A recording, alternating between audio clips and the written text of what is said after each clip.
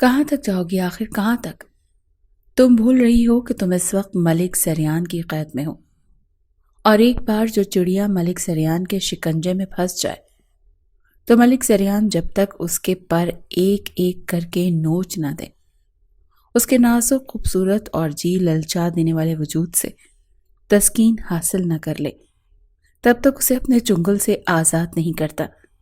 اب یہ تمہاری قسمت پر منحصر ہے کہ تم میری شدتوں کے بعد زندہ بچتی ہو یا مر جاتی ہو۔ ایک فلک شگاف قہقہا زریان ملک کی حویلی میں گونجا تھا، اور وہ معصوم سی لڑکی روتے ہوئے ادھر ادھر بھاگ رہی تھی۔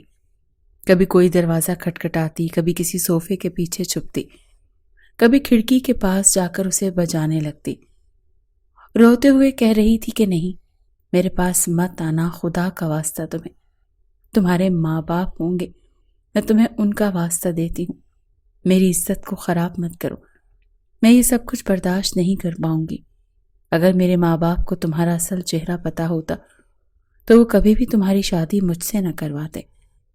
ایک نظر اگر اس کومل سی لڑکی کو دیکھا جاتا تو اس کی بمشکل عمر 15 سال تھی، سرخ رنگ کے کام سے جوڑے میں ملبوس تھی، صاف ظاہر تھا کہ وہ ایک متوسط طبقے سے تعلق رکھتی ہے، اور اس کے ماں باپ نے پائی پائی جوڑ کر اس کے لیے یہ جوڑا بنوایا تھا جسے وہ پہن کر ملک سریان کی دلہن بنی تھی۔ لیکن ملک سریان جیسے شیطان نے جو کچھ اس کے ساتھ کیا تھا وہ تو کانپ چکی تھی، ایک لمحہ وہ اس کی شدتوں کو برداشت نہ کر پائی تھی، بھلا ساری زندگی اس کے ساتھ کیسے گزارتی۔ ملک سریان نے کمرے میں آتے ہی اس حسینہ کو دیکھا، اور پھر اگلے ہی پل اپنی الماری سے کانچ کی بوتل نکال کر اسے منہ سے لگا دیا۔ وہ گھبرا چکی تھی جب ملک سریان نے آگے بڑھ کر اسے کاندھے سے نوچا، بالکل یوں جیسے کسی تحفے سے ریپنگ شیٹ اتاری جاتی ہے، بالکل جانوروں جاہلوں کی طرح اس معصوم لڑکی کے ساتھ رویہ رکھ رہا تھا کہ وہ گھبرا گئی۔ ایک پل کو اسے یوں لگنے لگا جیسے وہ انسان نہ ہو بلکہ کوئی استعمال کرنے والی چیز ہو۔ پوری حویلی میں وہ بھاگ رہی تھی جب ایک جانب سیڑھیوں سے اترتے ہوئے اس کا پاؤں پھسلا۔ فوراً سے پیچھے جا کر زریان نے اسے تھاما تو اسے اس کے کپڑوں سے پکڑ چکا تھا اور وہ ہوا میں معلق ہو چکی تھی۔ اگر وہ ذرا سا چھوڑتا یا کپڑے پھٹتے تو وہ سیڑھیوں پر لڑکتی ہوئی نیچے جا گرتی۔ خوف کے مارے اسے اپنی موت نظر آ رہی تھی، مگر یہاں پر بھی زریان نے اسے گردن سے دبوچ کر اپنے قریب کیا اور اگلے ہی پل اپنے لب اس کی گردن پر گاڑ دیے۔ اس کے وجود سے اٹھنے والی مہک کو وہ اپنی سانسوں میں اتارنے لگا اور کہنے لگا کہ تمہارے وجود سے اٹھنے والی خوشبو مجھے مزید پاگل کر رہی ہے۔ میں آج کی رات تب تک تمہیں نہیں چھوڑنے والا جب تک میری ساری تھکن اتر نہیں جاتی۔ وہ اسے بازوؤں میں دبا کر بیڈ پر پٹک چکا تھا۔ وہ رو رہی تھی بلکہ بلک رہی تھی، مگر وہ اپنی شدتیں اس پر لٹا رہا تھا۔ کمرے میں اس معصوم کی سسکیاں گونج رہی تھیں، پل پل اسے اپنی موت نظر آ رہی تھی۔ اس کے دل میں ماں باپ کے لیے نفرت بننے لگی جنہوں نے چند نوٹوں کے عوض اس بے حیا جاگیردار کے ہاتھوں اسے ایک طرح سے بیچ دیا تھا۔ ساری رات وہ اس پر حاوی رہا اور پھر جب تھک گیا تو وہیں اوندھے منہ لیٹ کر سو گیا۔ اگلی صبح اس کی آنکھ چیخ سے کھلی تھی۔ وہ ہڑبڑا کر اٹھ بیٹھا۔ پہلے تو اسے یاد نہیں آ رہا تھا کہ ہوا کیا ہے، لیکن جیسے ہی ہوش کی دنیا میں واپس لوٹا اور چیخنے کی آواز اس کے کانوں میں گونجنے لگی تو فوراً بیڈ سے اٹھا۔ جس طرح بیڈ کی حالت تھی اور بستر کی چادر رنگین ہوئی تھی، صاف ظاہر تھا کہ گزشتہ رات وہ ایک بار پھر ایک معصوم لڑکی کو داغدار کر چکا تھا۔ محض اپنی تسکین کی خاطر وہ ایک اور لڑکی کی زندگی برباد کر گیا۔ جلدی سے اٹھ کر اس کے پاس دیکھنے لگا۔ اے لڑکی، کہاں ہو تم؟ کدھر گئی ہو؟ وہ کبھی واش روم میں دیکھنے لگا تو کبھی بستر کے نیچے، لیکن اس کو کہیں بھی دکھائی نہیں دی تھی۔ اپنے ذہن پر زور دینے کے باوجود اسے اس لڑکی کا نام نہیں یاد آ رہا تھا۔ نام سنا ہی اس نے اس کا تب تھا جب نگاہ خان نے اس معصوم لڑکی کا نام لیا تھا۔ وہ اپنے ذہن پر زور دینے کے بعد دوبارہ باہر چلا آیا۔ جیسے ہی بیلکنی میں آیا تو نیچے کا منظر دیکھ کر اس کے ہوش اڑ چکے تھے۔ پہلے تو تھوڑا سا سٹ پٹایا، پھر غصے سے گالی دینے لگا۔ کمینی لڑکی، ایسی بھی کیا شدتیں بکھیر دی جو موت کو ہی گلے لگا لیا۔ وہ جلدی سے سیڑھیاں اتر کر نیچے آیا تھا جہاں پر فرش خون سے بھرا ہوا تھا، اور وہ لڑکی اس کی شدتیں سہنے کے بعد اس قدر تکلیف سے دوچار تھی کہ اس نے موت کو گلے لگا لیا۔ وہ خودکشی کر چکی تھی۔ یہ کوئی پہلی لڑکی نہیں تھی جس نے زریان ملک کے ہاتھوں اپنی زندگی برباد کروائی تھی۔ گاؤں کا جاگیردار زریان ملک ایسا ہی تھا، 35 سال کا خوش شکل شخص جو اب بھی 25 سال سے زائد کا نہیں لگتا تھا، بے حد خوبصورت اور اس سے بڑھ کر شکل سے انتہائی معصوم لگتا تھا، جس کی وجہ سے گاؤں کے لوگ اس پر اعتماد کرتے تھے۔ مگر اندر سے وہ کس قدر کمینہ تھا یہ صرف وہی جانتا تھا جس سے اس کا واسطہ پڑا تھا۔ یہ پہلی لڑکی نہیں تھی جو اس کی زندگی میں آئی تھی، 20 لڑکیاں اس کے ہاتھوں برباد ہو چکی تھیں۔ اسے معصوم لڑکیوں کی زندگی خراب کرنے کی لت لگ چکی تھی۔ اسے بڑی عمر کی لڑکی تو پسند ہی نہیں آتی تھی۔ 14 سے 17 سال کے بیچ کی لڑکیوں کو دھوکے سے ورغلا کر شادی کرنا اور پھر ٹیشو پیپر کی طرح انہیں استعمال کرنے کے بعد لاکھوں روپے کے عوض بیچ دینا، یا پھر کچھ لڑکیاں تو اس کی شدتیں صحیح طرح مرجھا جایا کرتی تھی۔ یہی اس کا پسندیدہ مشغلہ تھا۔ فوراً اپنے ملازم کو بلا کر اس نے فرش سے خون صاف کروایا تھا اور خود فریش ہونے کے بعد باتھ ٹال لپیٹ کر اپنا سالی شان حویلی کے عقب میں موجود سوئمنگ پول میں جا کر بیٹھ گیا۔ ابھی بھی سگریٹ اس کے منہ میں ہی تھا۔ بار بار اسے گزشتہ رات کے لمحات یاد آ رہے تھے کہ کاش ایک بار پھر مجھے اپنے قریب آنے دیتی، مگر کمبخت موت کو گلے لگا گئی۔ ابھی وہ یہ کہہ ہی رہا تھا جب ملازم اس کے قریب آیا۔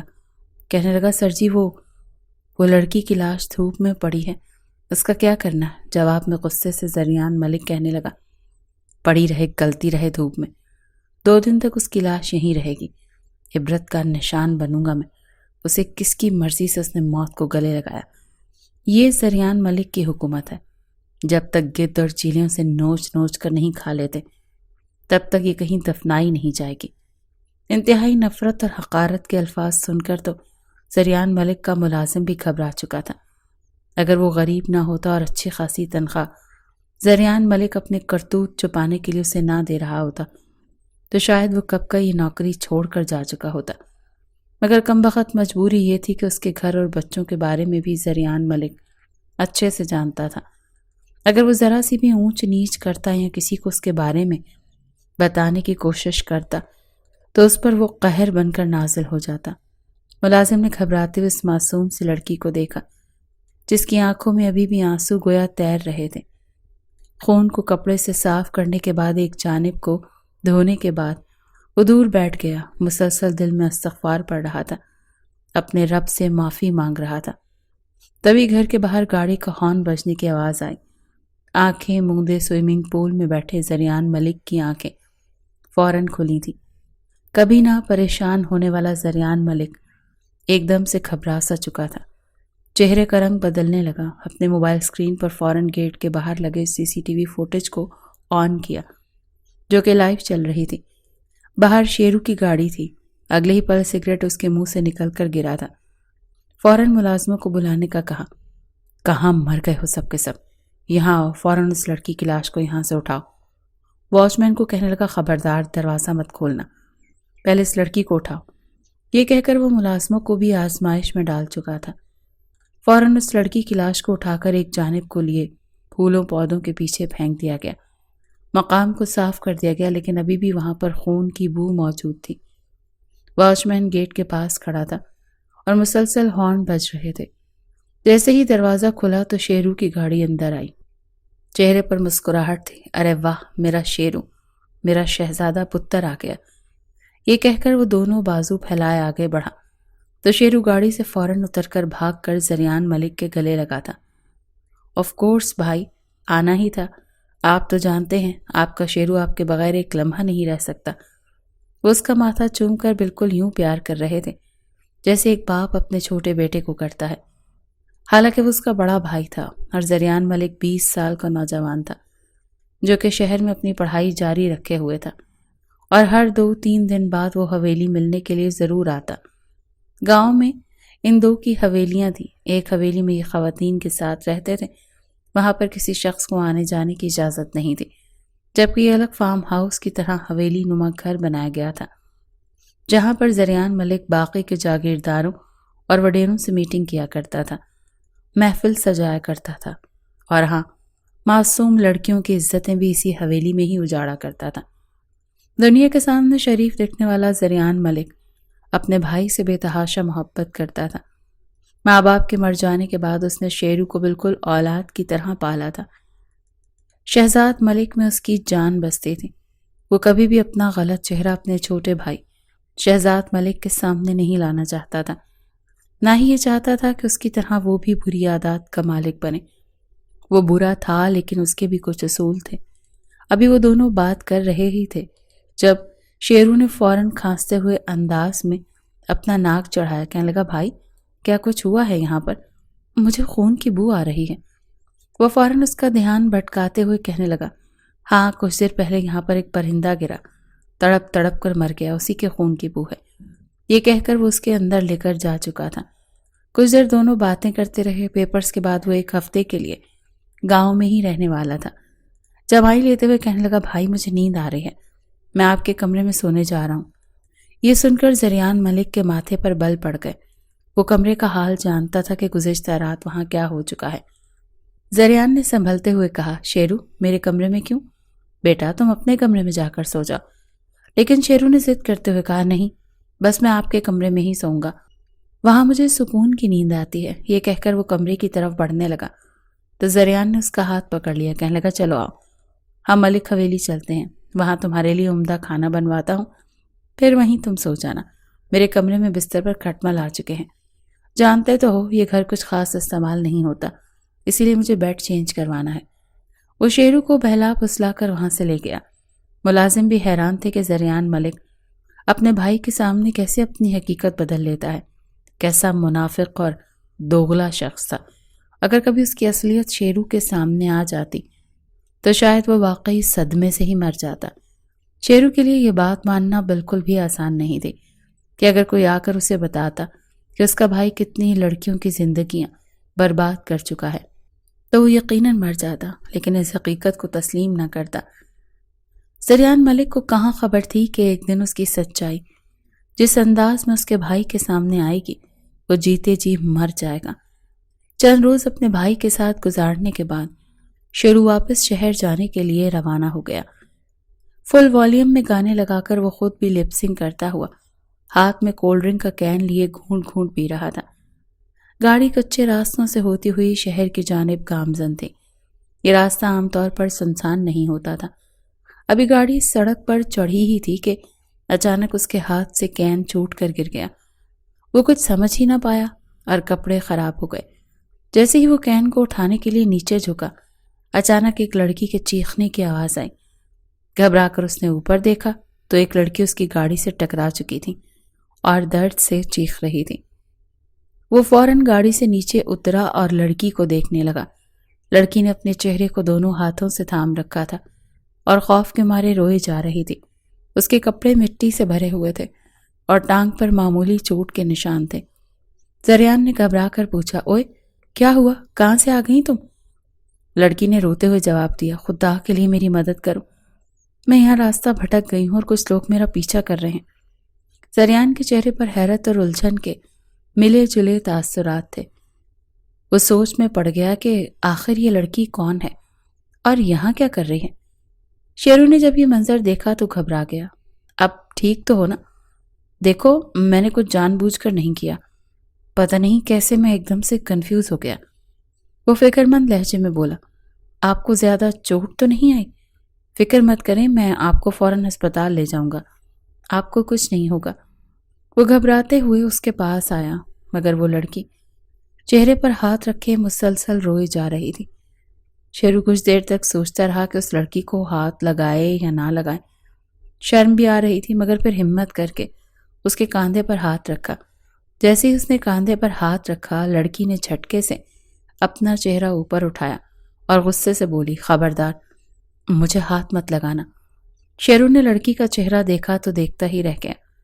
وہ مسلسل روتے ہوئے کہہ رہی تھی، تم سارے مرد ایک جیسے ہوتے ہو، مردوں کو صرف لڑکیوں کی زندگیاں برباد کرنا آتا ہے، لڑکیوں کا استعمال کرنا آتا ہے۔ مجھے ہاتھ مت لگانا۔ شیرو نے یہ الفاظ سنے تو اس کے ماتھے پر بل پڑ گئے۔ غصے میں بولا، محترمہ خبردار، مجھ پر الزام لگانے کی کوشش بھی کی تو میرے بھائی نے مجھے عزت سے پروان چڑھایا ہے، میری تربیت کی ہے، میں شیرو ملک ہوں، اپنے بھائی کا شہزادہ۔ سمجھ میں آیا؟ چلو اٹھو، میں تمہیں اسپتال لے کر جاتا ہوں۔ وہ لڑکی کے حسن کو دیکھ کر ایک پل کے لیے فریفتہ ہو گیا۔ لڑکی کی عمر 17 سے 18 سال کے درمیان تھی۔ اس نے بغیر سہارے کے اٹھنے کی کوشش کی مگر لڑکھڑا کر گرنے لگی۔ شیرو نے آگے بڑھ کر اسے پکڑنا چاہا مگر اس نے ہاتھ جھٹک دیا۔ مجھ سے دور رہو، میں جانتی ہوں تم جیسے لڑکوں کو، پہلے حادثہ کرتے ہو اور پھر مدد کے بہانے ساتھ لے جاتے ہو۔ شیرو کے ماتھے پر بل پڑ گئے، غصے سے بولا، اچھا تو سڑک پر بھی میں ہی لے کر آیا ہوں گا، زبردستی کا ہوگا۔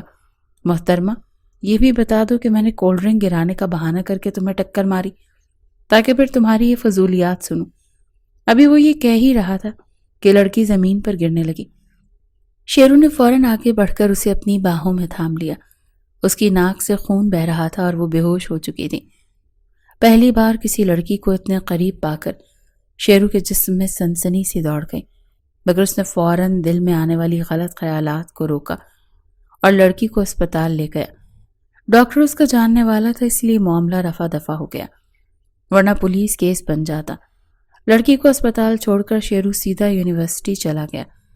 راستے میں سوچتا رہا کہ بھائی کو اس لڑکی کے بارے میں بتا دوں، مگر ڈر گیا کہ اگر بھائی کو پتہ چل گیا تو وہ میرے بارے میں نہ جانے کیا سوچیں گے۔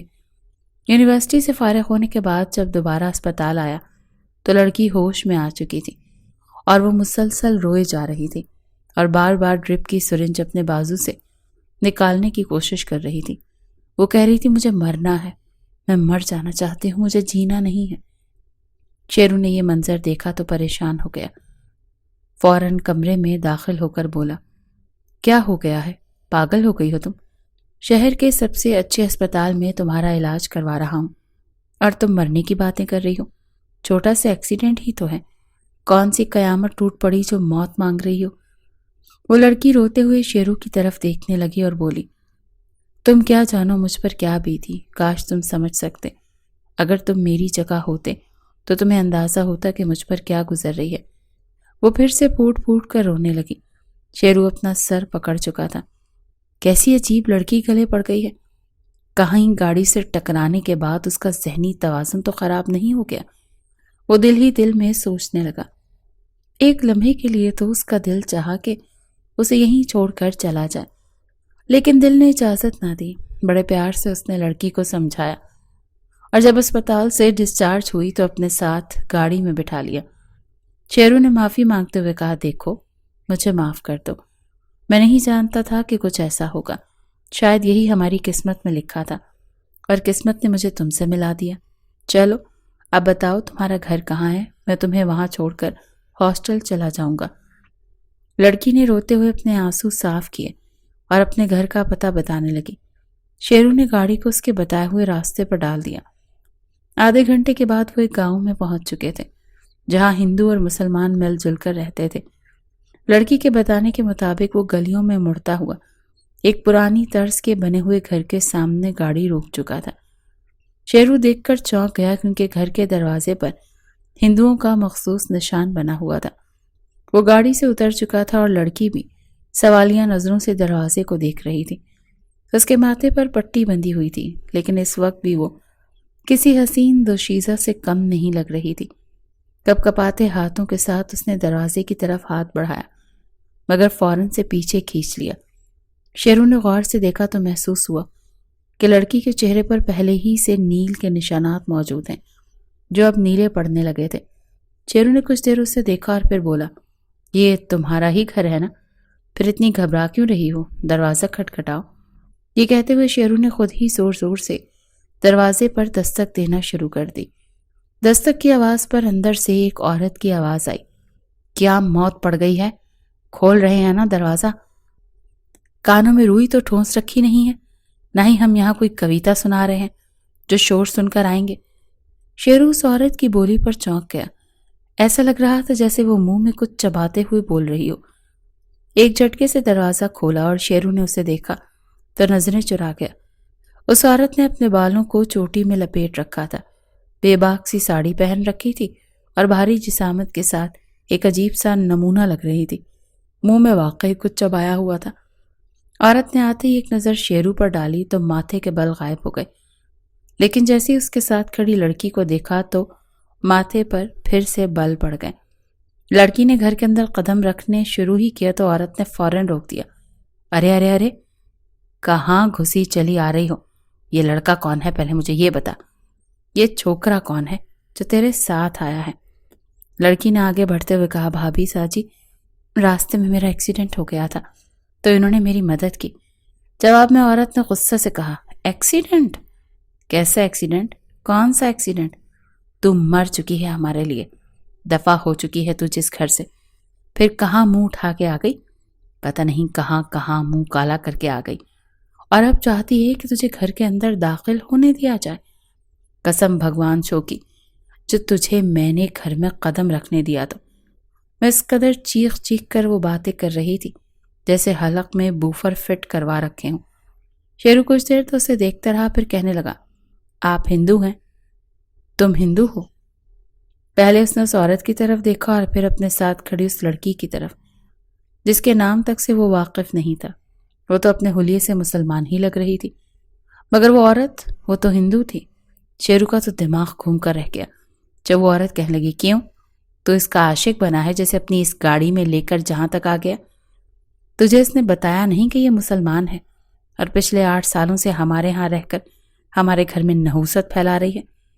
وہ رو رہی تھی اور کہنے لگی، بھابھی باہر تماشا مت لگاؤ، اس شخص کے سامنے میری عزت رہنے دو۔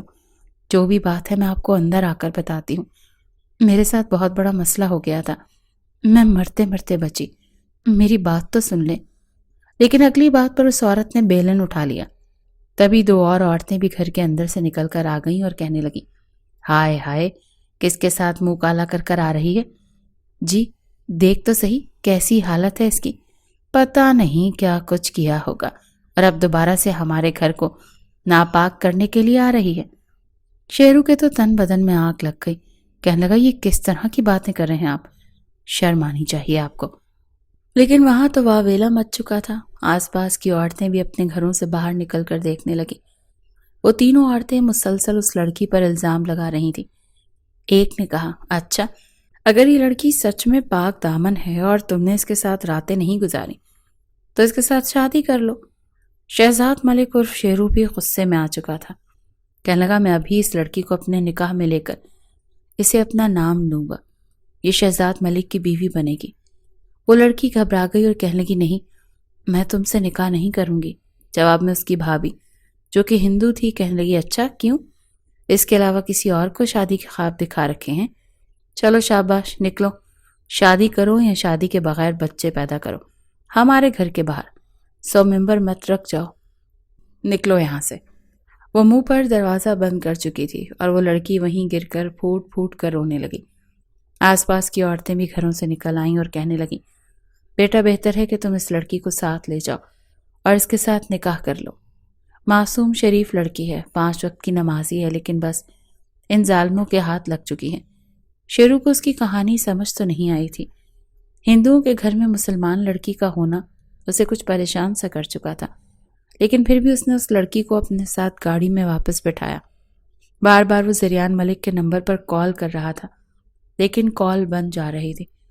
اس کا رخ مسجد کی طرف تھا۔ اپنے بھائی کے بغیر وہ اتنا بڑا فیصلہ تو نہیں کرنا چاہتا تھا، لیکن اس کی مجبوری بن چکی تھی، کیونکہ گاؤں کی ہی مسجد میں ایک شخص نے ان دونوں کے نکاح کرانے کی ذمہ داری لی تھی تاکہ اس لڑکی کی عزت برقرار رہے اور اسے ایک محفوظ ساتھی مل جائے۔ ثانیہ مسلسل روئی جا رہی تھی۔ راستے میں ہی سرسری انداز میں مولوی صاحب نے بتایا کہ یہ لڑکی مسلمان گھرانوں سے تعلق رکھتی ہے۔ اس کے ماں باپ ایک کار حادثے میں وفات پا گئے تھے۔ یہ بچی اس وقت بہت چھوٹی تھی لیکن سمجھ بوجھ کے قابل تھی۔ اس کے ماں باپ کی گاڑی کا ٹکراؤ ایک ہندو فیملی کے ساتھ ہوا۔ دونوں ہی بڑے نیک لوگ تھے۔ انہوں نے اس مسلمان لڑکی کو اپنے ہی پاس رکھ لیا اور اس کی پرورش کرنے لگے، لیکن اپنا مذہب اس لڑکی پر مسلط کرنے کی کوشش نہیں کی۔ اس لڑکی کو اس کے مذہب کے مطابق ہی پالا۔ یہ لڑکی ہندوؤں کے گھر میں رہ کر نماز روزہ کرتی رہی، لیکن پھر وقت گزرا اور ان کی اولادیں جوان ہوئیں۔ بیٹے نے شادی کی تو بہو مسلمانوں سے شدید نفرت کرتی تھی۔ وہ اس لڑکی کو کسی نہ کسی طرح اس گھر سے نکالنا چاہتی تھی۔ جب تک ساس اور سسر زندہ تھے تب تک وہ اس کے لیے یہ سب کچھ کرنا آسان نہیں تھا، لیکن ان کے مرنے کے فوراً بعد اس نے اس بیچاری لڑکی پر ظلم کے پہاڑ توڑ ڈالے۔ نہ جانے کیسے کیسے الزام اس پر لگاتی رہی، لیکن اب تم اس بچی کا خیال رکھنا، اسے گرم ہوا بھی مت لگنے دینا۔ شیرو یہ سن کر اس لڑکی پر ترس کھانے لگا جو اپنا منہ چھپائے رو رہی تھی۔ مسجد میں جانے کے بعد ایک آخری بار اس نے اپنے بھائی کو کال کرنے کی کوشش کی، لیکن فون بند تھا۔ وہ مسلسل مولوی صاحب سے کہہ رہی تھی کہ نہیں، ایسا مت کریں، مجھے زبردستی اس شخص پر مسلط نہ کریں۔ پتہ نہیں مولوی صاحب نے اسے کیا کہا کہ مجبوراً اسے خاموش ہونا پڑا۔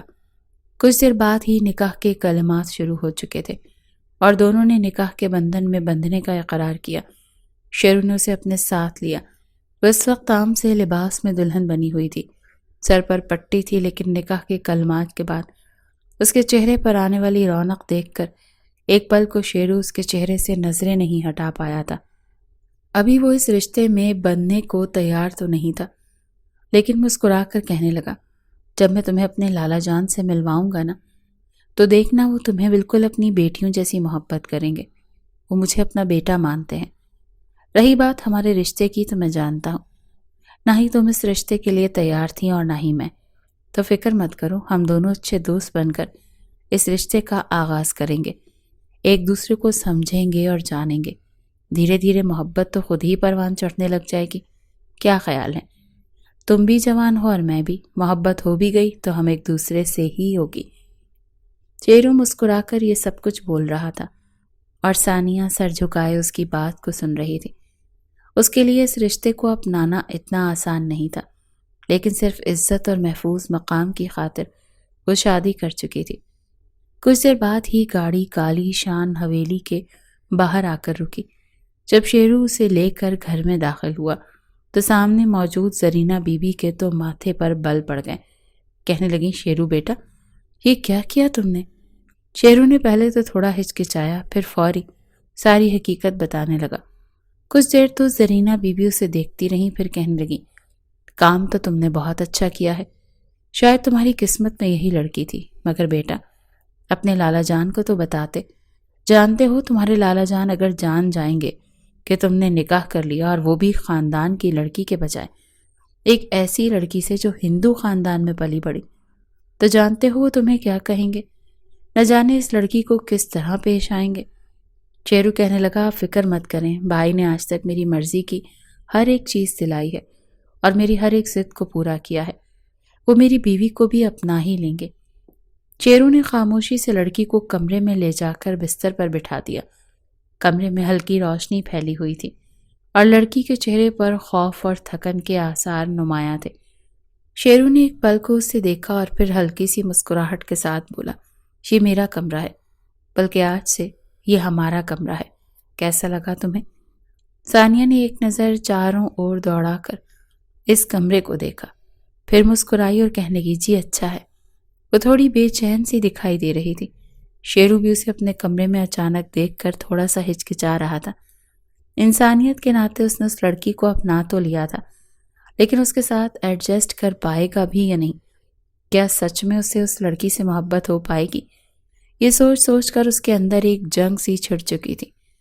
وہ ایک پل کے لیے رکا، جیسے اپنے جذبات کو قابو کرنے کی کوشش کر رہا ہو۔ ثانیہ ہڑبڑاتے ہوئے کہنے لگی کہ وہ باہر وہ خاتون کیا کہہ رہی تھی، آپ کے بھائی مجھے اپنا لیں گے؟ دیکھیے میرا اور کوئی ٹھکانہ نہیں ہے، اگر انہوں نے مجھے اس گھر سے نکال دیا تو میں کہاں جاؤں گی؟ مجھے لگتا ہے آپ نے مجھے اپنا کر ٹھیک نہیں کیا، مجھے کچھ سمجھ نہیں آ رہی۔ ثانیہ رونے لگی تھی، مگر شیرو کہنے لگا، تمہیں پتہ ہے لالا جان ہمیشہ کہتے ہیں میرا بھائی شیرو تو کسی بھی مشکل میں نہیں گھبراتا، وہ مجھے بیٹے کی طرح چاہتے ہیں، ہمیشہ میری ہر خواہش پوری کی ہے۔ شیرو نے ایک لمحے کے لیے ثانیہ کی طرف دیکھا جو خاموشی سے بیٹھی تھی۔ اس کی نظریں جھکی ہوئی تھیں اور چہرہ پسینے سے بھیگا ہوا تھا۔ دونوں کی شادی بھلے ہی جن حالات میں ہوئی تھی، لیکن وہ اس وقت اس کی بیوی تھی اور حسن میں کسی سے کم نہیں تھی۔ شیرو تو تھوڑا حسن پرست قسم کا تھا۔ اس لڑکی کو دیکھ کر بار بار جی للچا رہا تھا۔ جی چاہ رہا تھا اس کے ساتھ کچھ قربت کے لمحات گزارے، آگے بڑھا اور آج کی رات اس کے ساتھ یادگار بنا لے، لیکن حیا آڑے آ رہی تھی، اور پھر نہ جانے وہ اس بارے میں کیا سوچتی۔ اپنے ذہن کو فوراً جھٹک کر اس نے اس لڑکی سے کہا کہ تم یہاں پر آرام سے سو جاؤ، میں یہاں صوفے پر سو جاؤں گا۔ ثانیہ نے فوراً سے کمفرٹر اوڑھا اور وہیں پر آنکھیں موند چکی تھی۔ کچھ دیر تک تو شیرو باہر گھومتا رہا، بھائی کو کال ملاتا رہا۔ گھنٹوں بعد کال لگی تو زریان ملک کہنے لگا کہ میں ایک ضروری میٹنگ کے تحت شہر آ چکا ہوں۔ اس کے ساتھ زمین کے کچھ مسائل چل رہے تھے، انہی کو حل کرنے کے لیے وہ شہر وکیل سے بات کرنے کے لیے گیا ہوا تھا۔ شیرو نے بس یہی کہا کہ بھائی جلدی واپس آ جائیے گا، مجھے آپ سے بات کرنی ہے، وہ بھی ضروری، اور پھر ادھر ادھر کی باتیں کرنے کے بعد فون بند کر دیا۔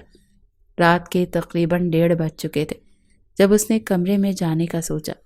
جیسے ہی کمرے میں داخل ہو کر اس نے سامنے بیڈ پر نظر دوڑائی تو بیڈ پر آڑی ترچھی سوئی ہوئی ثانیہ کو دیکھ کر اس کے دل کی دھڑکن پہلے سے بھی تیز ہو چکی تھی۔ وہ دھیرے دھیرے چلتا ہوا آگے بڑھا، ایسے لگ رہا تھا جیسے کسی نے اس پر جادو کر دیا ہے۔ وہ لڑکی اس وقت اس کی بیوی کے روپ میں بے حد خوبصورت لگ رہی تھی۔ خود پر وہ مزید قابو نہ رکھ سکا اور اگلے ہی پل اس کے پاس بیٹھ کر اپنا ہاتھ اس کے لبوں پر پھیرنے لگا، جو اس وقت سرخ انار ہو رہے تھے۔ ہلکی ہلکی کپ کپاہٹ بھی وجود میں محسوس ہو رہی تھی۔ اس نے پہلے تو اس کے لبوں پر اپنی انگلی پھیری اور پھر دھیرے دھیرے اپنے لب جب اس کے لبوں کے قریب لے جانے لگا تو وجود سے اٹھنے والی حدت کو محسوس کر کے شیرو ہڑبڑا سا گیا۔ فوراً ہاتھ اس کے گال اور ماتھے پر رکھے، وہ تو بخار سے تپ رہی تھی۔ ثانیہ، کیا ہو گیا تمہیں؟ اتنا تیز بخار کیسے ہو گیا؟ وہ اسے اٹھانے کی کوشش کر رہا تھا لیکن وہ سردی سے کانپ رہی تھی۔ چہرہ تو گرم تھا لیکن ہاتھ پاؤں بالکل ٹھنڈے پڑ رہے تھے۔ شیرو کو کچھ سمجھ نہ آیا تھا۔ شیرو نے ایک پل کے لیے سوچا اور فوراً کمرے سے باہر نکل آیا۔ وہ تیزی سے زرینہ بی بی کے کمرے کی طرف بڑھا اور دروازہ آدھا کھلا تھا اور اندر سے زور زور کے خراٹوں کی آوازیں آ رہی تھیں۔ شیرو نے دروازے کے قریب جا کر آہستگی سے پکارا، زرینہ بی بی، مگر وہ خراٹے لے رہی تھی۔ ان کی نیند اتنی گہری تھی کہ کوئی آواز سننے کا سوال ہی نہیں تھا۔ شیرو نے ایک لمحے کے لیے بے بسی سے سر کھجایا اور دل ہی دل میں بڑبڑایا، یہ کب سے اتنی گہری نیند لینے لگی۔ وہ کچھ دیر دروازے کے پاس کھڑا رہا، پھر مایوسی سے پلٹ کر تیز قدموں سے واپس اپنے کمرے کی طرف چل دیا۔ جیسے ہی وہ اندر داخل ہوا تو ایک لمحے کے لیے ٹھٹک گیا۔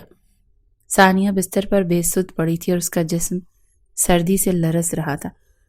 اس کے ہونٹ نیلے پڑ چکے تھے اور ماتھے پر پسینے کے قطرے نمایاں تھے۔ باہر تیز بارش شروع ہو چکی تھی اور کھڑکی کے شیشے پر بارش کی بوندیں مسلسل برس رہی تھیں۔ شیرو کی نظر جیسے ہی اس کے کپ کپاتے وجود پر پڑی، وہ گھبرا کر اس کے قریب آیا اور ماتھے پر ہاتھ رکھا۔ یہ تو برف کی طرح ٹھنڈی ہو رہی ہے، اس نے خود سے کہا۔ دل میں عجیب سی گھبراہٹ نے جنم لیا۔ اسے سمجھ نہیں آ رہا تھا کہ کیا کرے۔ زرینہ بی بی بھی گہری نیند میں تھی اور ان کو جگانے کی کوشش بے سود تھی۔ شیرو نے کمرے کے اندر ایک نظر دوڑائی۔ آخر کیوں اس کے وجود کو گرمائش دیتا ہیٹر لگانے کا تو سوال ہی پیدا نہیں ہوتا تھا، کیونکہ اس وقت موسم کافی گرم تھا۔ وہ کچھ دیر تو اسے دیکھتا رہا، پھر سب سے پہلے تو اس نے اے سی کو بند کیا، لمبی سانس لی اور بستر کے قریب بیٹھ گیا۔ اس نے آہستگی سے کمفرٹر کو تھوڑا اوپر کیا اور خود بھی اندر گھس گیا۔ دل کی دھڑکن تیز ہو گئی تھی مگر اس نے خود کو سنبھالا۔ آہستگی سے اس نے ثانیہ کو اپنی باہوں میں بھر لیا۔ وہ اتنی نازک اور کمزور محسوس ہو رہی تھی جیسے کسی لمحے بکھر جائے گی۔ شیرو نے اپنی باہوں کا گھیرا تنگ کیا اور اس کے کانپتے وجود کو اپنے سینے سے لگا لیا۔ اس کے نرم گال شیرو کے سینے سے لگے تو ایک عجیب سی حرارت نے دونوں کو لپیٹ میں لے لیا۔ شیرو نے آہستگی سے اس کی کمر پر ہاتھ پھیرا تاکہ اسے گرمائش پہنچا سکے، مگر ثانیہ کا جسم بدستور لرز رہا تھا۔ شیرو نے آہستگی سے اس کے بالوں کو سمیٹا اور نرمی سے سرگوشی کی۔ ثانیہ، آنکھیں کھولو، مگر وہ بالکل بے ہوش تھی، کوئی حرکت نہ ہوئی۔ شیرو نے اس کی ٹھوڑی کو ہولے سے اوپر کیا اور اس کے ہونٹوں کو اپنی انگلیوں سے چھوا۔ شیرو نے بے بسی سے اپنے دونوں ہاتھ آپس میں رگڑے تاکہ ان میں حرارت پیدا ہو، اور پھر ان گرم ہاتھوں کو آہستگی سے ثانیہ کی کمر پر پھیرا۔ اس کے چہرے کے قریب ہو کر اس کے ماتھے پر ہونٹ رکھ کر دھیرے سے بولا، ثانیہ، تم مجھے کچھ اور کرنے پر مجبور کر رہی ہو۔ بارش کی تیز آواز اور کمرے کی خاموشی کے درمیان شیرو نے اپنی گرم سانسوں کو ثانیہ کے کان کے قریب محسوس کرایا تاکہ وہ تھوڑی سی حرارت پا سکے۔ وہ جانتا تھا یہ سب کرنا شاید مناسب نہیں تھا، لیکن اس وقت اس کے پاس اور کوئی چارہ نہیں تھا۔ اس نے ثانیہ کے سرد ہاتھوں کو اپنے ہاتھوں میں لیا اور آہستگی سے رگڑنے لگا، اس کے بدن کو اپنے سینے کے قریب کر کے اپنے کمفرٹر میں چھپا لیا۔ دل کی دھڑکنیں بے قابو ہو رہی تھیں، مگر شیرو نے خود پر قابو پایا۔ وہ بھی جوان تھا، جذبات اس کے بھی بھڑک رہے تھے، لیکن وہ پوری کوشش کر رہا تھا کہ اس لڑکی کو اپنے قریب نہ آنے دے اور اس کے ساتھ حدود پار نہ کرے، مگر دماغ بار بار اسے ورغلا رہا تھا۔ تبھی باہر تیز بجلی کڑکی اور پوری حویلی کی روشنی بند ہو گئی۔ ہر طرف اندھیرا پھیل چکا تھا۔ ایک دم سے بجلی کڑکنے پر لرزتی ہوئی نازک سی ثانیہ مزید اس کے سینے میں چھپ چکی تھی۔ اب مزید ضبط رکھنا شیرو کے لیے مشکل ہو گیا، اور اگلے ہی پل اس نے ثانیہ کو اپنی باہوں میں بھر لیا اور پورا اپنا آپ اس کے وجود میں سمانے لگا۔ اپنی گرم سانسیں اس کے چہرے اور گردن پر نچھاور کرنے لگا۔ وہ پوری طرح سے اپنے حصار میں لے چکا تھا، لیکن جیسے ہی اس نے ثانیہ کو دیکھا تو گرم سانس اس کے چہرے پر چھوڑتے ہوئے کہنے لگا، سوری، لیکن میرے لیے یہ کرنا ضروری ہے۔ تمہارے جسم کو ویسے ہی اور درد دیا جا سکتا تھا۔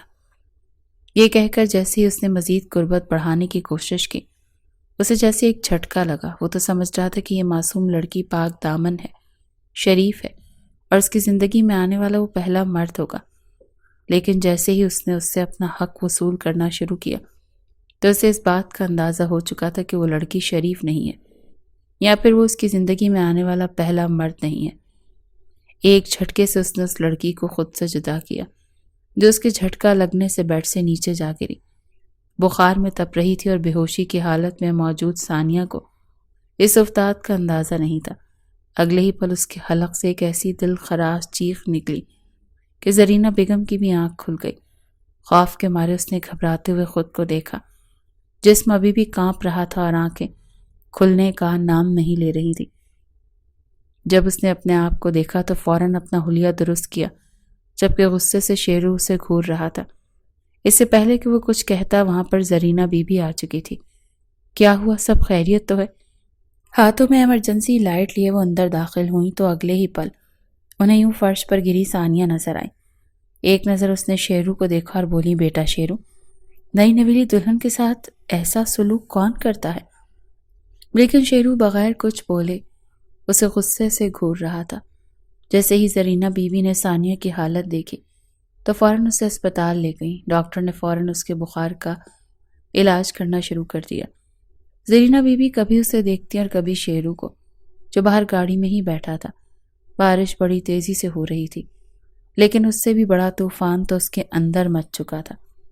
دل اور دماغ کی جنگ میں وہ اس نہج پر پہنچ چکا کہ برستی بارش میں گاڑی سے اترا اور اندر چلا آیا، سیدھا زرینہ بیوی کے پاس۔ وہ ثانیہ کو واپس لے کر جانا چاہتا تھا، اسے طلاق دے کر اپنی زندگی سے ہمیشہ کے لیے نکال دینا چاہتا تھا، جو نہ جانے کہاں کاموں کا لگنے کے بعد اس کی زندگی میں شامل ہونے والی تھی۔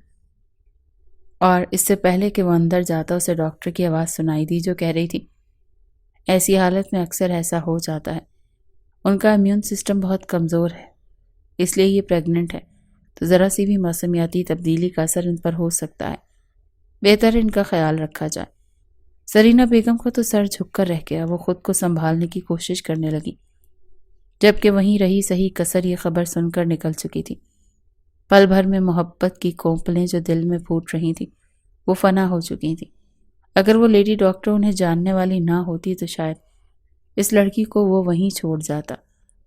زرینہ بی بی انتہائی غصے سے ثانیہ کو دیکھ رہی تھی۔ غصے میں کہنے لگی، کون ہے لڑکی؟ اور یہ کس کا گناہ تیرے پیٹ میں پل رہا ہے؟ کیوں ہمارے شیر بیٹے کی زندگی برباد کرنے کے لیے اس کی زندگی میں آئی ہے؟ نہ تیری نسل کا پتہ، نہ تیری ذات کا، کس کا گناہ چھپانے کے لیے یہاں آئی ہے؟ کہیں تو نے کسی ہندو کے ساتھ منہ کالا تو نہیں کر لیا؟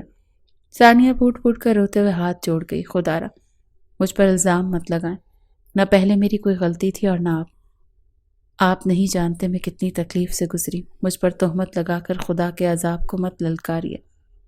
زرینہ بیگم فوراً منہ بسوڑ کر کہنے لگی، عذاب والی حرکتیں تیری ہیں لڑکی، تیرا فیصلہ تو اب ہمارا زریان بیٹا ہی کرے گا۔ اسے گھر لے کر آ چکی تھی زرینہ بیوی۔ زریان اور شیرو کی بیوہ پپو تھی، جو عین جوانی میں ہی بیوہ ہونے کے بعد ان کے ساتھ رہ رہی تھی۔ ماں باپ کا تو انتقال ہو چکا تھا، مگر گھر کی ساری ذمہ داری انہوں نے ہی سنبھال رکھی تھی۔ غصے سے شیر کا تو بس نہیں چل رہا تھا کہ وہ پوری دنیا کو تہس نہس کر دیتا۔ جیسے ہی ثانیہ اس کے کمرے میں داخل ہونے لگی، اس نے غصے سے گلدان اٹھا کر اس کے قدموں میں دے مارا اور دھاڑا، خبردار، تم میرے کمرے میں داخل ہونے کی کوشش مت کرنا۔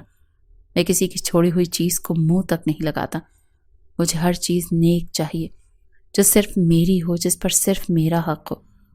تمہیں دیکھ کر میں تمہارے عشق میں فنا ہو چکا تھا۔ مجھے لگا تھا میری زندگی تمہارے ساتھ اچھی گزرے گی، تم پاک دامن شریف لڑکی ہو، لیکن میں غلط تھا۔ میرے جذبات کے ساتھ کھیلنے کی تمہیں ایسی سزا دوں گا کہ تم مرتے دم تک بھی بھول نہیں پاؤ گی۔ ثانیہ نے روتے ہوئے دیکھا اور دونوں ہاتھ اس کے سامنے جوڑ دیے۔ دیکھیے، میں نے خود نہیں کیا تھا، مجھ سے شادی کیجیے۔ میں نے صرف یہی کہنا ہے کہ ایک بار میری بات سن لیجیے۔ مگر غصے میں جلتے ہوئے شیرو نے اسے دھکا دے کر باہر نکال دیا۔ اس کی آنکھوں میں ذرا برابر بھی رحم موجود نہیں تھا۔ باقی کی رات جو بچی تھی وہ کمرے کے باہر ٹیک لگا کر گزار چکی تھی۔ آنکھوں میں کئی خواب تھے جو رفتہ رفتہ ٹوٹ رہے تھے۔ کسی فلم کی طرح اس کی آنکھوں کے سامنے کچھ مناظر چڑھنے لگے۔ وہ وقت یاد آنے لگا جب وہ 7 سال کی تھی اور اس کی آنکھوں کے سامنے اس کے ماں باپ کو بے دردی سے ایک ٹرالر والا کچل کر جا چکا تھا۔ نہ جانے کیسے وہ معجزاتی طور پر بچ چکی تھی، لیکن پھر کیا ہوا تھا کہ آج وہ اس نوبت تک پہنچ چکی تھی۔ پڑوس میں رہنے والے اس ہندو خاندان نے اسے پالا تھا، پیار دیا تھا، بالکل اپنی اولاد کی طرح۔ اس پر اپنا مذہب تک نہ تھوپا تھا، لیکن جوانی کی دہلیز پر قدم رکھتے ہی کارتک کے آنے والی بیوی نے سارا نظام درہم برہم کر کے رکھ دیا تھا۔ کارتک بھی اسے اپنی بہن ہی سمجھتا تھا، لیکن من پسند بیوی کے آنے کے بعد وہ بھی اس لڑکی کے بارے میں بدگمان ہونے لگا۔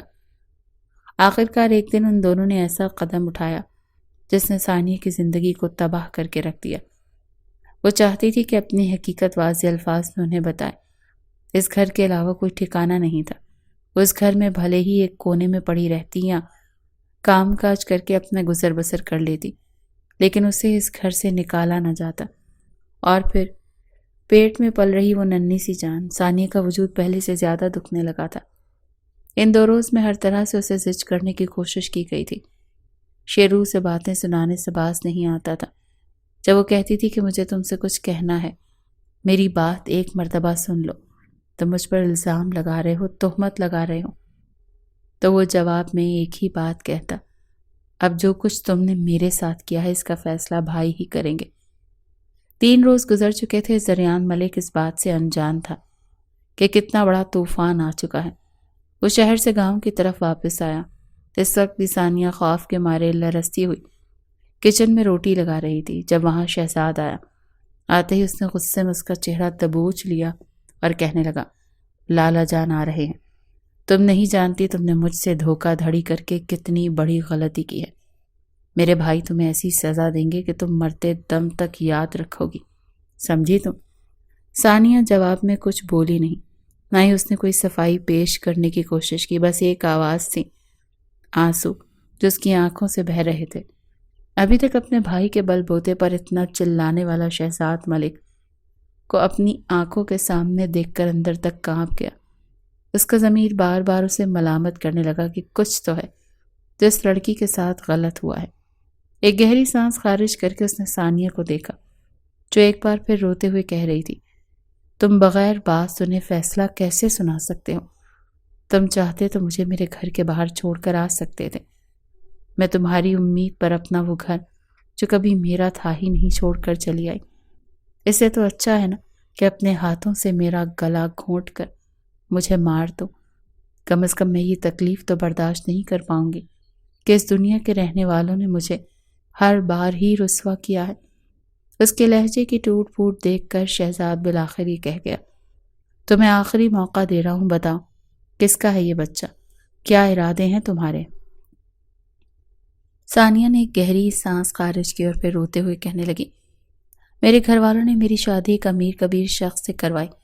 جانتے ہو میں نے اس شادی کے لیے کتنے خواب دیکھ رکھے تھے۔ ہر لڑکی کی طرح میں بھی خوش تھی کہ میرے سپنوں کا شہزادہ مجھے بے حد چاہے گا۔ میں اس کے ساتھ اس کے عالی شان حویلی میں چلی گئی۔ دلہن بنی بیٹھی تھی جب میرا شوہر کمرے میں داخل ہوا۔ میں نے خواب میں بھی نہیں سوچا تھا کہ وہ میرے ساتھ اس قدر درندگی کا مظاہرہ کرے گا۔ مجھے یوں استعمال کرتا رہا جیسے میں کوئی خریدی ہوئی غلام ہوں۔ اس درندے نے میری روح تک کو نوچا، مجھے باندھ کر اذیتوں کا نشانہ بنایا۔ تم جانتے ہو وہ مجھے بے حیائی پر مبنی ویڈیوز دکھاتا تھا، اور پھر جیسے اس ویڈیو میں لڑکی کو چھوا جا رہا تھا ٹھیک ویسے ہی وہ میرے ساتھ کرتا تھا۔ 10 دن تک میں اس کے ساتھ رہ کر اپنی موت مانگتی رہی، اور پھر جب اس کا دل مجھ سے بھر گیا تو فضول سامان کی طرح اٹھا کر گھر سے باہر پھینک دیا، مجھے طلاق دے دی، مجھ پر تھوکا۔ اس دن میری اوقات بس اتنی رہ گئی کہ مجھے استعمال کر کے مجھ پر تھوک دیا جائے۔ میں وہاں سے باہر نکلی تھی، پہلے تو اپنے مرحوم ماں باپ کی قبر پر جا بیٹھی، لیکن وہاں پر بھی جوان لڑکی آخر کب تک رہ سکتی تھی۔ قبرستان میں آنے والے اوباش لڑکوں نے جب جملے کسے تو میں وہاں سے بھاگ نکلی۔ کارتک اور اس کی بہن مجھے ذلیل کرتے، دھمکیاں دیتے، سارا دن قبر پر بیٹھ کر اپنے ماں باپ کو پکارتی رہتی۔ پھر اس شام آ کر تمہاری گاڑی سے ٹکرا گئی۔ شہزاد پتھر کی مورت بنا اس کی باتیں سن رہا تھا۔ اتنا ظلم، اتنی تکلیف، اوف! اس کے رونگٹے کھڑے ہو گئے۔ اگلے ہی پل اس نے ثانیہ کو اپنے سینے سے لگا لیا اور رونے لگا، جیسے ایک ماں اپنی کھوئی ہوئی اولاد کے مل جانے پر روتی ہے۔ کہنے لگا، تمہارے ساتھ اتنا ظلم ہوا اور میں بھی اس میں برابر کا شریک ہوں۔ تم اتنی اذیتیں سہنے کے بعد میرے الفاظ، میری دھتکار بھی سہ رہی تھی۔ تم فکر مت کرو، اب زریان بھائی آئیں گے تو میں ان کو حقیقت بتاؤں گا۔ دیکھنا وہ اس شخص کو کیسے گھسیٹ کر تمہارے قدموں میں لاتے ہیں۔ کون تھا وہ شخص؟ بولو، کیا نام تھا اس کا؟ دیکھنا میں اس کا حشر کیا کرتا ہوں۔ ایک دم سے شہزاد عورتوں کو یہ سب کچھ بول رہا تھا جب حال میں سرعام داخل ہوا۔ سرپرائز! شیرو میں آ گیا۔ شیرو کی آواز سن کر تو ثانیہ کانپ چکی تھی۔ اس آواز کو وہ کیسے بھول سکتی تھی؟ یہی تو آواز تھی جس نے اس کی زندگی تباہ کی تھی۔ گھبراتے ہوئے کہنے لگی، یہ کون شخص ہے؟ یہی ہے وہ شخص جس نے مجھے درندوں کی طرح نوچا۔ تینوں نفوس کے چہروں سے مسکراہٹ سمٹ چکی تھی۔ زریان، شیرو اور ثانیہ تینوں ہی بت بنے کھڑے تھے۔ جب شیرو نے کہا، پاگل ہو گئی ہو، بھائی ہیں یہ میرے، اور وہ اس کے سامنے اپنے مرحوم ماں باپ کی قسم اٹھا کر کہہ چکی تھی، یہی وہ شخص ہے جس نے میری عزت تار کی۔ یہ سن کر زریان کو بھی غصہ آ چکا تھا۔ بھلا اس لڑکی کو کیسے بھول سکتا تھا جس کے ساتھ اس نے کچھ ماہ پہلے 10 راتیں گزاری تھیں۔ غصے سے کہنے لگا، تم یہاں کیا کر رہی ہو؟ دور رہو میرے شیرو سے، ہٹو۔ شیرو، اس کی باتوں میں مت یقین کرنا، یہ جھوٹ بول رہی ہوگی، مکار لڑکی ہے۔ تم نہیں جانتے ایسی لڑکیوں کو، یہ تمہارے ساتھ بہانہ بنائے گی کہ تمہارے بھائی نے اسے ٹارچر کیا، جبکہ تم جانتے ہو نا کہ تمہارا بھائی ایسا نہیں ہے، وہ تو تمہارا آئیڈیل ہے۔ ہڑبڑاہٹ میں جو کچھ زریان ملک بول چکا تھا، شہزاد ملک تو ٹھٹک کر رہ گیا۔ اگر یہ دونوں پہلی مرتبہ مل رہے تھے تو وہی باتیں زریان ملک نے کیوں کی جو یہ لڑکی اسے روتے ہوئے اپنے مرحوم ماں باپ کی قسم اٹھا کر بتا چکی تھی۔ اس سے پہلے کہ زریان آگے بڑھ کر ثانیہ کے منہ پر تھپڑ مارتا، شہزاد نے اس کا ہاتھ پکڑ کر اپنے سر پر رکھ لیا اور کہنے لگا، سچ بتائیں، کیا آپ اس لڑکی سے آج پہلی بار مل رہے ہیں؟ میری قسم اٹھا کر بتائیں بھائی، کیا یہ لڑکی آپ کی زندگی میں پہلے نہیں آئی؟ وہ اپنا ہاتھ فوراً چھڑوا چکا تھا۔ پاگل مت بنو، یہ کیسی باتیں کر رہے ہو؟ لیکن خود سے بپھرے ہوئے شہزاد کی آنکھوں میں آنسو آ گئے۔ اس نے فوراً الماری سے پسٹل نکالا اور اپنے سر پر تان کر پوچھنے لگا، بھائی بتائیں، اگر آپ نے سچ نہ بتایا تو میں گولی چلا دوں گا۔ زریان ملک کی تو جان پر بن گئی تھی، اسے تو اس نے اپنی اولاد کی طرح پالا تھا۔ دونوں ہاتھ جوڑ کر کہنے لگا، اللہ پاک کی قسم، خبردار کوئی جذباتی فیصلہ مت کرنا، میں تمہیں سچ بتاتا ہوں۔ وہ حق تک کرتا روتا ہوا گھٹنوں کے بل گر گیا۔ وہ روتے ہوئے اپنی ساری کارستانیاں اپنے چھوٹے بھائی کو بتانے لگا۔ آج تک جتنی لڑکیوں کی زندگیاں زریان ملک نے برباد کی تھیں، جس طرح اس نے ثانیہ کے ساتھ اذیتناک لمحات گزارے تھے، وہ سب کچھ بتا کر خاموش ہو چکا تھا۔ کہنے لگا، شیرو، میں وعدہ کرتا ہوں میں سدھر جاؤں گا، میں بالکل وعدہ کرتا ہوں، میں ویسا بن جاؤں گا جیسا تم چاہتے ہو۔ تم بیٹے ہو نا میرے، بتاؤ نا۔ ابھی وہ اتنا بول ہی رہا تھا کہ اگلے ہی پل شیرو نے روتے ہوئے اپنے بھائی کی طرف دیکھا۔ جس بھائی پر وہ جان نچھاور کرتا تھا، اس کی حقیقت قبول کرنا آسان نہیں تھا۔ اگلے ہی لمحے شہزاد نے اپنے پیٹ میں گولی مار دی۔ 2 گولیوں کی آواز آئی تھی۔ ثانیہ آگے بڑھ کر اس کے ہاتھ سے پسٹل چھین چکی تھی۔ زریان بھی آگے بڑھا تھا۔ دونوں کی گود میں اس وقت شہزاد تڑپ رہا تھا۔ فوراً اسے گاڑی میں بٹھا کر اسپتال لے جایا گیا۔ ثانیہ رو رہی تھی اور زریان چیخ چیخ کر کہہ رہا تھا، میں معافی مانگ رہا تھا، میں ہاتھ جوڑ رہا تھا، میں سدھر جاتا، تم نے ایسا کیوں کیا؟ اگر تمہیں کچھ ہو گیا تو تمہارا یہ بھائی مر جائے گا۔ وہ اسپتال کی دیواروں سے اپنا سر پیٹ رہا تھا، جبکہ ڈاکٹر نے آ کر بتایا کہ ان کا جگر چھلی ہو چکا ہے، جلد از جلد ان کے جگر کا آدھا حصہ کاٹنا پڑے گا۔ اگر کوئی ڈونر ہے تو بتائیں، تاکہ ایک صحت مند شخص کا جگر تھوڑا بہت کاٹ کر ان کے ساتھ جوڑ دیا جائے، ورنہ کچھ بھی ہو سکتا ہے۔ اس سے پہلے کہ ثانیہ کچھ بولتی، زریان نے فوراً خود کو پیش کر دیا۔ تمام ٹیسٹ کیے گئے تو دونوں بھائیوں کا بلڈ گروپ میچ ہو چکا تھا۔ آپریشن شروع ہوا اور 8 گھنٹوں کے بعد کامیابی سے 40% زریان ملک کا جگر شہزاد ملک کو ٹرانسپلانٹ کر دیا گیا۔ جب شہزاد کو ہوش آیا تو اس نے سب سے پہلے ثانیہ کو بلایا، ہاتھ جوڑ کر اس سے معافی مانگی۔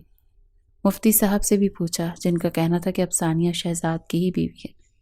ایک لمحے کی بھی دیر کیے بغیر اس نے ثانیہ کو اپنے ساتھ لیا اور شہر چلا گیا۔ 1 ہفتے بعد یہ خبر آئی کہ زریان ملک مر چکا ہے۔ جب ثانیہ کو یہ پتہ چلا تو اس نے شہزاد کو دیکھا۔ بھلے وہ اس کی کہانی کا ویلن تھا، لیکن اپنے بھائی کے لیے وہ ایک آئیڈیل تھا۔ ثانیہ نے بہرحال شہزاد کو سچائی بتا دی، تمہیں جگر دینے والا کوئی اور نہیں، تمہارا بھائی ہی تھا۔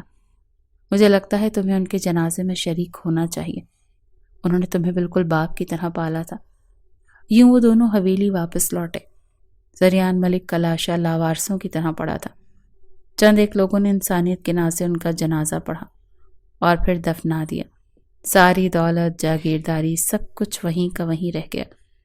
لوگ زریان ملک کے کردار سے نفرت کر چکے تھے۔ کئی مہینے لگے تھے شہزاد ملک کو زندگی کی طرف واپس آنے میں۔ پہلا بچہ ضائع ہو چکا تھا۔ 1 سال بعد ثانیہ دوبارہ حاملہ ہوئی تو اس خبر نے شہزاد کو جینے کی امید لوٹا دی۔ مگر حویلی اور حویلی سے جڑی یادیں اس قدر وحشت ناک تھیں کہ دونوں ہمیشہ ہمیشہ کے لیے شہر چلے گئے اور دوبارہ کبھی لوٹ کر گاؤں نہ آئے۔